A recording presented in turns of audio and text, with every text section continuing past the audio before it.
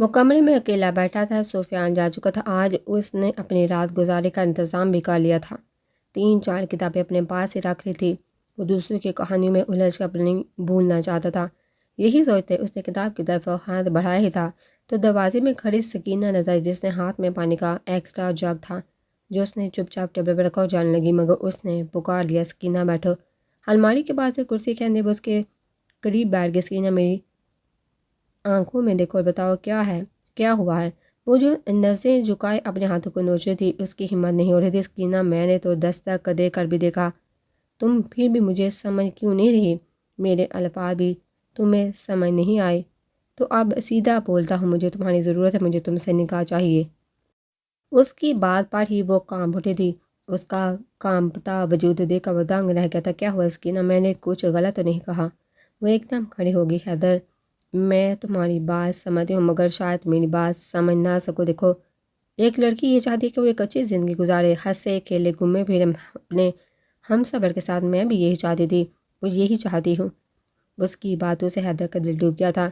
تو میں نے کب تمہیں اسے باندھ کر رکھنا ہے؟ تم آزاد رہنا، جو کرنا چاہتی ہو کرنا، بس میری تنہائی بانٹ لینا۔ اس کمرے میں آ جاؤ حق سے۔ یہ تنہائی اکیلا پن مجھے اس بیماری سے زیادہ تکلیف دیتا ہے، اور تمہارا ادھورا سال مجھے مایوسی اور دکھوں کی پستیوں میں ساری زندگی کے لیے گرا دے گا۔ مجھ سے نکاح کر کے تم تو خوش ہو جاؤ گے مگر میں نہیں۔ ہاں، میں تمہیں پسند کرتی تھی مگر کبھی کبھی زندگی بھر کی تکلیف کا اندیشہ سوچنے بار مجبور کر دیتا ہے، اور ہر سوچ کے بعد میں اس نتیجے پر پہنچی کہ مجھ میں اتنا ضعف نہیں کہ میں تمہیں اپنا سکوں۔ ہاں، مگر میں تمہارا انتظار کر سکتی ہوں، 1 سال، 2 سال، 3۔ اور اگر میں کبھی ٹھیک نہ ہوا تو؟ نظریں جھکائے ہی اس نے سوال کیا تھا۔ وہ تو اسے نظر ملا بھی نہیں رہا تھا۔ میں نہیں کر پاؤں گی حیدر، تم سمجھ نہیں رہے، مجھ میں ہمت نہیں، مجھے ڈر لگتا ہے تم مجھے کم ضعف سمجھو یا جو بھی، مگر نکاح نہیں۔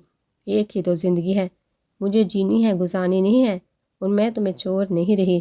میں تمہارے ساتھ ہوں، ہم کزنز ہیں، دوست ہیں، ہمیشہ رہیں گے۔ بس اس رشتے کی بات میں کرنا پلیز۔ دوسری نظر اس پر ڈالے بغیر ہی وہ وہاں سے چلے گیا تو پیچھے بالکل ساکن ہو گیا تھا۔ روبا گلے فرش پر ننگے پیر ٹھنڈی ہوا کے مخالف چلتی، سینے پر ہاتھ باندھے کسی گہری سوچ میں غرق تھی۔ ننگے پیروں سے سریت کرتی ٹھنڈی نمی ہڈیوں میں گھسی تھی، جس سے تنگ آ کر اس نے ہاتھ سینے پر باندھ لیے تھے۔ جوڑے سے آزاد آوارہ لٹے ہوا سے اڑ رہی تھی۔ روبا بیٹا چلو سو جاؤ۔ اس نے ایک نظر اپنی ماں کو دیکھا اور پھر وال پر لگی گھڑی کو جو 11 بجا رہی تھی۔ امی، بس 8 گھنٹے اور بہتاور کی زندگی کی نوید مل جائے گی، پھر جو ہوگا قسمت کا لکھا مان کر سو جاؤں گی۔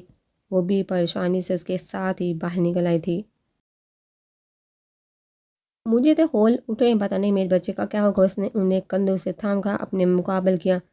بہتاور کو کچھ نہیں ہوگا امی، میرا دل کہتا ہے مجھے میرے بھائی کو بچانے کے لیے کچھ بھی کرنا پڑا تو میں کروں گی، اگر اسے جیل بھی ہوگی تو بھی میں ہر ممکن کوشش کروں گی۔ اسباب میں صالحہ کو ٹھنڈ سے بچنے کے لیے وہ واپس اندر چلی گئی تھی۔ وہ پھر اکیلی رہ گئی تھی جب اچانک اسے اپنے ارد گرد 2 تتلیاں منڈلاتی نظر آئی تو اچانک خواب یاد آ گیا تھا۔ ویل چیئر کے پائیدان پر ساکن پیر گود میں پڑے، بے جان ہاتھ وہ کون تھا اور میرے ہوا میں کیوں؟ پہلے تو کبھی ایسا نہیں ہوا، پھر اچانک سے یہ کس نامحرم کی شبیہہ نظر آئی ہے۔ اس نے آسمان کی طرف نظر اٹھا کر دیکھا۔ جانتی ہوں ایمان ہے کبھی کچھ بے وجہ نہیں ہوتا۔ کیا چاہتے ہیں آپ؟ سکینہ کی باتیں بچھاڑ بن کر اس کے ذہن میں طوفان مچا رہی تھی۔ کیا یہ تھی اس کی محبت، اس کی شدت، اس کا جنون، اس کا پاگل پن جو ایک چوٹ سے سب ٹوٹ کر ریزہ ریزہ ہو گیا؟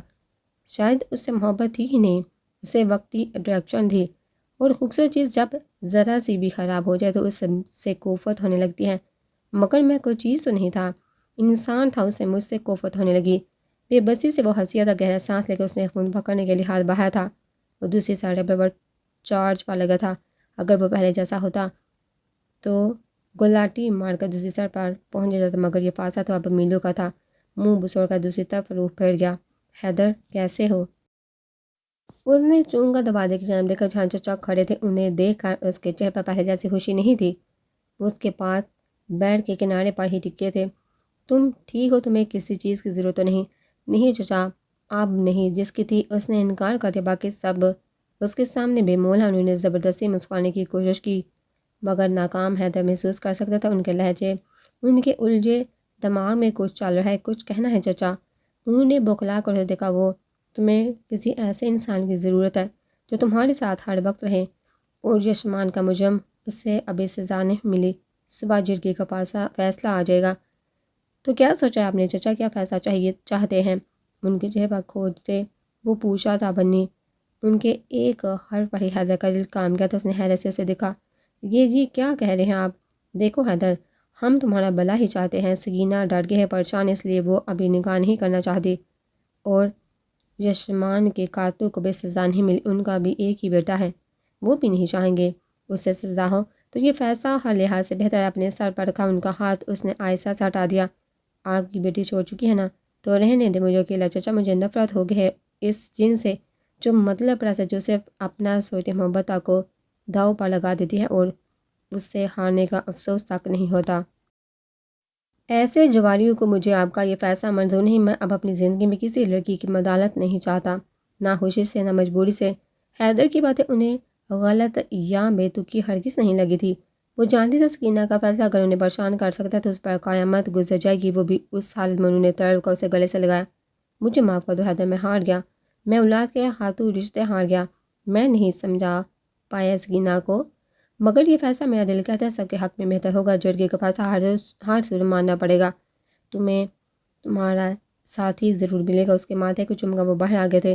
جب وہ بولا، میں اسے کبھی بیوی کا درجہ نہیں دے پاؤں گا، اس کی عزت کروں گا، مگر محبت نہیں، شریک حیات بنانے کا نہیں کہیے گا۔ انہوں نے پلٹ کر اسے دیکھا اور اس پا میں سا ہلا دیا۔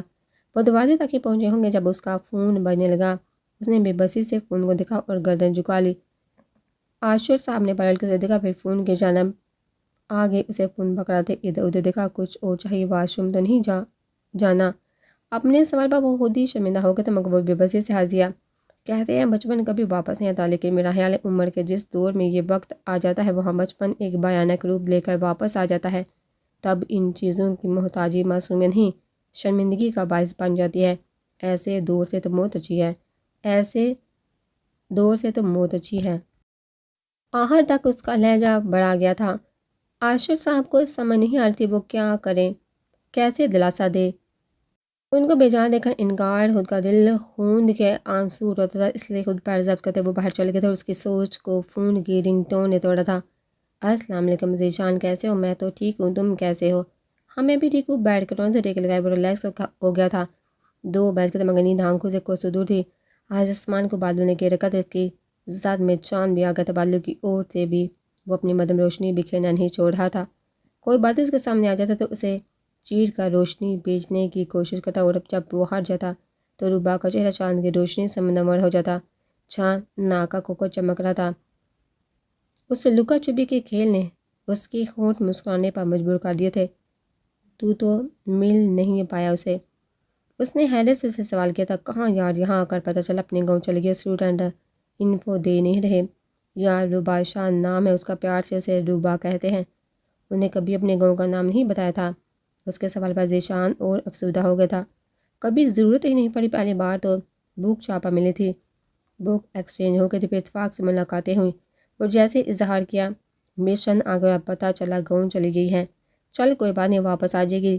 تکیہ کمر کے پیچھے رکھتے وہ ایک انجانا سے درد محسوس کر رہا تھا۔ ٹیس سی اٹھی تھی، وہ ہاتھ سے مساج کر رہا تھا مگر اپنی ہی انگلیوں کا لمس اسے محسوس ہی نہیں ہو رہا تھا۔ درد اندر ہڈی میں ہو رہا تھا۔ اس کے اچانک خاموش ہو جانے پر ذیشان فون کو گننے لگا۔ حیدر تو ٹھیک ہے؟ ہاں یار، اچانک درد ہو رہی ہے، کمر میں بڑھتی جا رہی ہے۔ ذیشان پریشان ہو گیا تھا۔ کیوں ہونی تو نہیں چاہیے، تیرے پاس کوئی ہے؟ سفیان چلا گیا؟ وہ تو 9 بجے چلا جاتا ہے، کوئی بات نہیں، قابل برداشت ہے، میں دیکھتا ہوں کوئی پین کلر۔ فون بند کر کے اس نے سائڈ ٹیبل کا دروازہ دراز کھولا۔ تب تک وہ بڑھتی بہت بڑھ گئی تھی۔ دوائی ملی، پانی گلاس میں ڈال اور خالی درد اتنا بڑھ گیا تھا کہ پسینے آنے لگے تھے۔ بیٹھ کر ان سے سر ٹکائے وہ ضبط کرنے کی کوشش کر رہا تھا جو ناممکن ہوتا جا رہا تھا۔ انہیں اس کا جینا محال کر دیا تھا، کوئی نہیں تھا اس کے پاس جو اس کا درد بانٹ سکتا، وہ اکیلا ہی برداشت کر رہا تھا۔ اس سے درد سے جو اس کے سانس تک روکنے کا کمال رکھتی تھی۔ صبح کا سویرا سورج ہوتے ہوئے بھی سیاہی کا رنگ رکھتا تھا، ایک عجیب سی صبح جو صرف روبا نہیں حیدر کے لیے بھی اداس تھی۔ رات کا نہ جانے کون سا پہر تھا جب درد سے راحت ملی تھی اور وہ اداس سا ڈرائنگ روم میں بیٹھا تھا، کسی غیر مرئی نقطے کو گو رہا تھا، جب ایک محسوس عطر کی خوشبو نے اسے متوجہ کیا۔ اس نے نظر اٹھا کے دیکھا تو صدیوں کے اداس شفا بہاریں آ گئی تھی۔ نانا جان، اس کا چہرہ ہاتھوں میں تھام کر اس کے ماتھے پر بوسہ دیا۔ حیدر تم کیسے ہو؟ اس کے پاس صوفے پر بیٹھے ایک روب تھا ان کی شخصیت میں۔ چچی جان صاحب پر چادر آدھا چہرہ چھپائے پانی کا گلاس لے کر آئی۔ السلام علیکم چچا، گلاس پکڑا تھے انہوں نے اسباب میں سہلایا تو عاشر صاحب بھی آ کر بیٹھ گئے تھے۔ السلام علیکم چچا، کیسے ہیں آپ؟ وعلیکم السلام عاشر، کہاں جانے کی تیاریاں؟ گلاس واپس پکڑا تھے انہوں نے عاشر کو مخاطب کیا۔ بس چچا جرگے میں جا رہا تھا، آج فیصلہ ہے یشمان کے قتل کا انہوں نے اسباب میں سہلایا۔ تو کیا فیصلہ کیا؟ کیا شہزادوں کے تم قبیلے والوں کو؟ ونی، حیدر نے کوفت سے سر جھکا لیا تھا۔ نانا جان خود حیران رہ گئے تھے۔ ونی، لیکن کس کے ساتھ؟ عاشر صاحب نے چور نظر سے حیدر کو دیکھا جس کا ہاتھ ویل چیئر کے پہیوں پر تھا۔ اس سے پہلے وہ مڑ کر جاتا نانا جان نے اس کا ہاتھ پکڑ لیا۔ حیدر سے چچا، یہ ان کے لیے دوسرا جھٹکا تھا۔ انہوں نے حیدر سے پہلے عاشر پھر سکینہ کو دیکھا جو چائے ڈال رہی تھی ٹیبل پر چائے دکتی۔ وہ محسوس کر سکتی تھی کہ نانا جان اسے گورے تھے۔ وجہ چچا، وجہ آپ کے ساتھ حیدر کی حالت ہم سے دیکھی نہیں جا سکتی۔ وہ تنہا ہو گیا، اسے کسی کی ضرورت ہے جو ہر وقت اس کے ساتھ ہے۔ میں نے وجہ ونی کی نہیں، سکینہ حیدر کے رشتے کو ختم کرنے کی پوچھی ہے۔ عاشر ان کی بلند آواز پر کچن میں کھڑی سکینہ کام گئی تھی۔ انہیں ایک نظر سفید سے سرخ ہوتے چہرے کو دیکھا، سفید داڑھی جڑی ہوئی زیادہ ہاتھ کی انگلیوں میں فیروزہ پکھراج کی انگوٹھی سر پر پکڑی سفید لٹھے کا دور، پیروں میں بچاوڑی چپل۔ وہ عاشر صاحب کو گور رہے تھے جو خود ڈر سے سر جھکا گئے تھے۔ چچا، وہ سکینہ نہیں چاہتی حیدر سے منظور رہنا، اس لیے وہ غصے سے کھڑے ہوئے تھے۔ واہ عاشر واہ، کیا باتیں تھے، لالچی ہو گئے تم۔ بیٹی کی موت کا سودا کر دیا، ایک ہی تیر میں دو شکار کر لیے۔ 30 ماہان سمجھتے ہو حیدر کی اس حالت کو تم نے سزا بنا دیا، اس قبیلے کی سزا۔ اپنی بچی کو بچانے کے لیے تم نے ایک نیچ ذات کی لڑکی بنی کرنے کا سوچ لیا۔ اپنی بیٹی کو بچانے کے لیے وہ کھڑے تھے تو عاشر صاحب کیسے بیٹھ سکتے تھے؟ آگے چچا تھے ان کے۔ چچا، وہ نیچ ذات نہیں ہے تو خاندانی لوگ، اور میں اپنی بیٹی کو نہیں حیدر کو بچا رہا۔ اتنا گرا ہوا لگتا ہوں اپنی بیٹی کی موت کا سودا کر دوں گا۔ حیدر سے جان چھڑوانے کے لیے سکینہ حیدر سے نکاح نہیں کرنا چاہتی۔ وہ بچی ہے، وہ نہیں سنبھال پائے گی اسے۔ وہ جو لڑکی آئے گی وہ حیدر کے لیے کنیز کے طور پر آئے گی جو ہر وقت اس کے ساتھ رہے گی، اس کی ضروریات کا خیال رکھے گی۔ حیدر کا آپ سب پر بوجھ بن گیا ہے تو ہم اسے لے جائیں گے عاشر۔ ان تینوں نے دروازے میں دیکھا جہاں سیاہ لباس میں ملبوس اور دیر مشرس ان سب کو گور رہا تھا۔ خاموش گھر میں پڑتے ان کے قدموں کی دمک سکینہ اور چچے کی سانسیں تیز کر دی جا رہی تھی۔ لہو چھلکتی آنکھوں سے انہوں نے عاشر کو دیکھا۔ میں حیدر کو لے جاتا ہوں، اگر تم پر بوجھ بن گیا ہے یہ تو۔ غصے جلال سے بھرپور چہرہ کسی کو بھی ہیبت میں لے سکتا تھا۔ حیدر نے نرمی سے ان کا ہاتھ پکڑا۔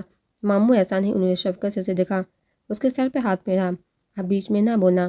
ہاتھ اس کے ہاتھ سے چھڑواتے وہ عاشر صاحب کے مقابلہ آ گئے تھے۔ عاشر، یہ تو نے اچھا نہیں کیا، جب اس کے ماں باپ مرے تھے تب تو نے ہاتھ جوڑ کے اسے ہم سے لیا تھا، اور آج اس وقت میں تو اسے بوجھ سمجھ رہا ہے۔ ننیال مان ہی گیا اس کا جو کسی بھی لڑکی سے بیعت دے گا۔ بوجھ سمجھ کر تجھے جو فیصلہ کرنا ہے کر، اپنے کسی نوکر سے کر یا ہو سے، مگر حیدر سے نہیں۔ ننگی تلوار کی طرح ان کا کاردار لہجہ عاشر صاحب کو سر اٹھانے پر مجبور کر گیا تھا۔ اور جہاں تک رہی بات اس کی شادی سنبھالنے کی، تو کاش میری کوئی بیٹی ہوتی تو وہ اس سے بڑھ کر نہیں ہوتی۔ لے جائیں گے ہم اسے اپنے ساتھ، ہے تجھے فکر کرنے کی ضرورت نہیں۔ انہوں نے حیدر کی ویل چیئر تھام لی تھی مگر عاشر صاحب سامنے آگے۔ میرا یقین کرے ہاشم بھائی، میں حیدر کے حق میں کچھ غلط نہیں کروں گا۔ ان کا لہجہ نہایت بے بس تھا۔ حق میں بہتر کرتے تو اپنی بیٹی کو بچانے کی کوشش کرتے۔ آخر تمہیں وعدے سے عزیز اپنی اولاد ہو گیا عاشر۔ انہوں نے بے بسی سے نانا جان کو دیکھا۔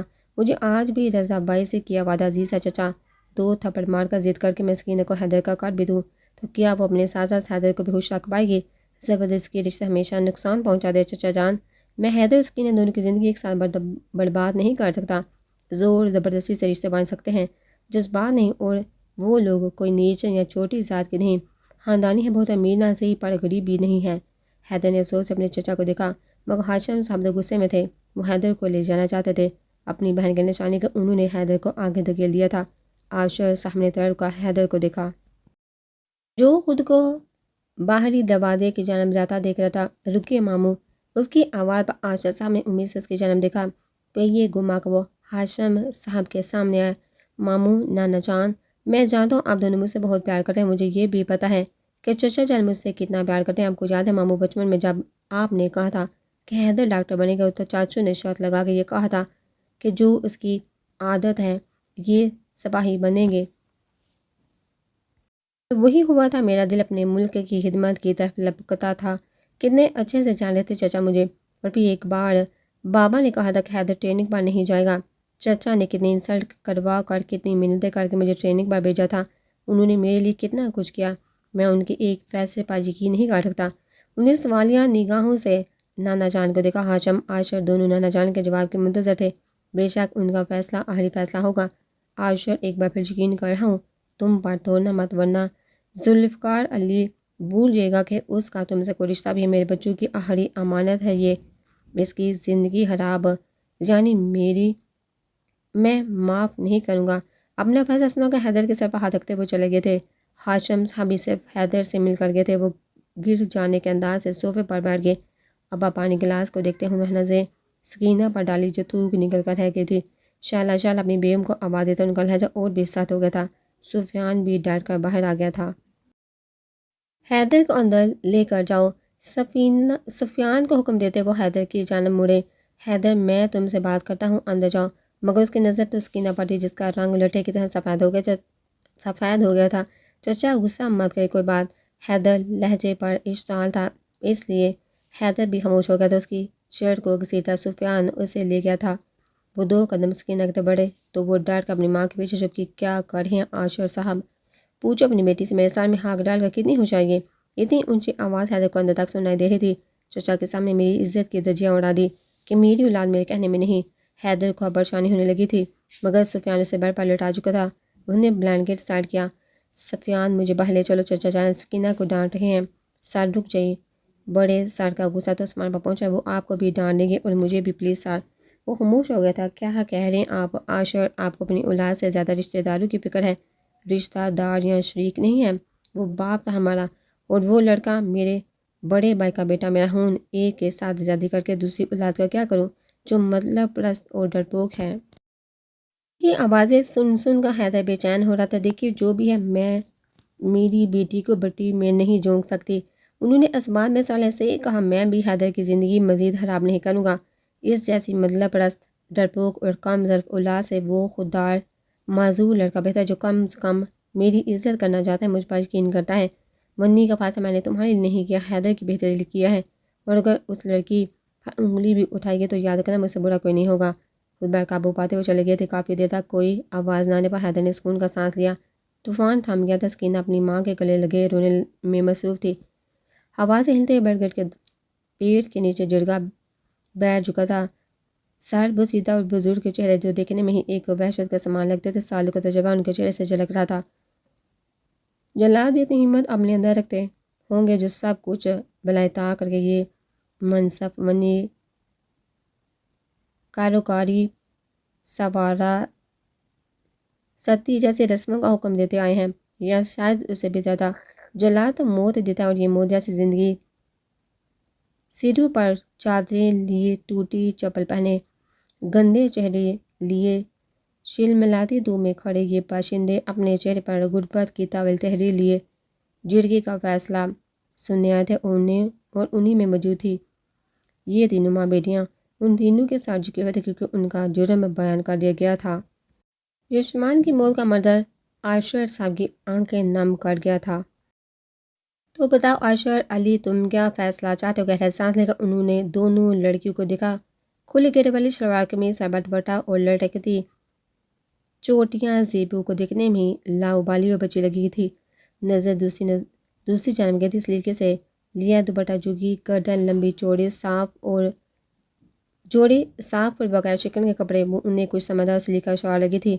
بنی ہمیں یہ لڑکی بنی میں چاہیے۔ سب نظریں ایک ساتھ ربا کی جانب اڑ گئی تھی جو سر جھکائے بغیر بھی جان گئی تھی کہ وہ میں ہی ہوں، ٹھیک ہے۔